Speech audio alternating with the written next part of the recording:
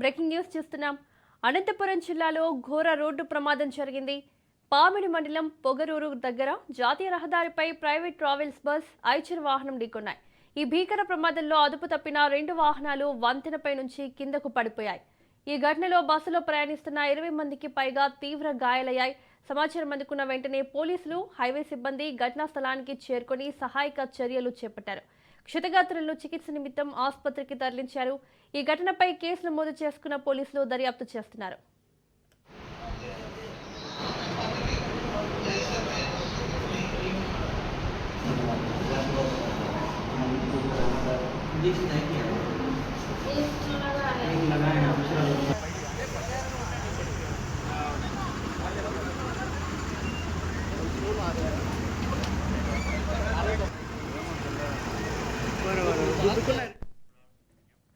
అనంతపురం జిల్లాలో ఘోర రోడ్డు ప్రమాదం జరిగింది.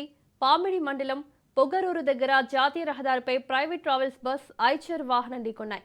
ఈ భీకర ప్రమాదంలో అదుపు తప్పిన 2 వాహనాలు వంతెనపై నుంచి కిందకు పడిపోయాయి. ఈ ఘటనలో బస్సులో ప్రయాణిస్తున్న 20 మందికి పైగా తీవ్ర గాయాలయ్యాయి. సమాచారం అందుకున్న వెంటనే పోలీసులు, హైవే సిబ్బంది ఘటనా స్థలానికి చేరుకుని సహాయక చర్యలు చేపట్టారు.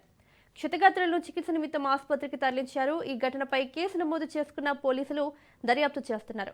ఇదే అంశానికి సంబంధించి మరిన్ని అప్డేట్స్ మా ప్రతినిధి జీవన్ అందిస్తారు. జీవన్, అనంతపురం జిల్లాలో ఘోర రోడ్డు ప్రమాదం జరిగినట్లుగా తెలుస్తోంది. డీటెయిల్స్ ఏంటి?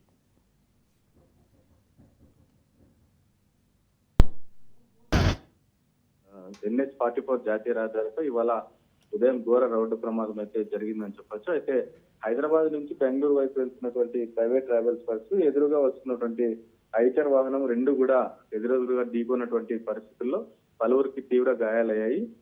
అయితే ఈ ప్రమాదం పూర్తి వివరాలు చూసుకున్నట్టయితే అనంతపురం నుంచి పాముడి వైపు వెళ్తున్నటువంటి ఐచర్ వాహనము, హైదరాబాద్ నుంచి బెంగళూరు వెళ్తున్నటువంటి ప్రైవేట్ ట్రావెల్స్ బస్సు రెండు కూడా ఒకటి ఢీకొనడంతో అదుపు తప్పి ప్రైవేట్ ట్రావెల్స్ బస్సును ఈ ఐచర్ వాహనం ఢీకొనడం జరిగింది. ప్రైవేట్ ట్రావెల్స్ బస్సు అదుపు తప్పి వంతెన పైనుంచి కిందకి పడిపోయినటువంటి పరిస్థితి ఏర్పడింది. అయితే ఈ బస్సులో ఉన్నటువంటి 30 మందికి పైగా ప్రయాణికులు అయితే ప్రయాణిస్తున్నట్లు సమాచారం అయితే ఉంది. అందులో దాదాపు 20 మందికి పైగా ప్రయాణికులు గాయపడినట్లు సమాచారం. అయితే ఈ గాయపడిన వారందరూ కూడా స్థానిక ప్రభుత్వ ఆసుపత్రికి తరలించినట్లయితే స్థానికులు గుర్తించి హైవే పెట్రోల్ అధికారుల సహాయంతో స్థానిక ప్రభుత్వ ఆసుపత్రికి అయితే తరలించారు. తీవ్రంగా అయితే 12 మంది గాయపడినట్లయితే సమాచారము. ఈ 12 మందిని కూడా అనంతపురం ప్రభుత్వ ఆసుపత్రికి తరలించి మెరుగైన వైద్య చికిత్సలు అయితే అందిస్తున్నటువంటి పరిస్థితి ఉంది. ఇందులో ఈ ఐచర్ బస్సు డ్రైవర్ తో పాటు బస్సు డ్రైవర్ కూడా పరిస్థితి కూడా విషమంగా ఉన్నట్లయితే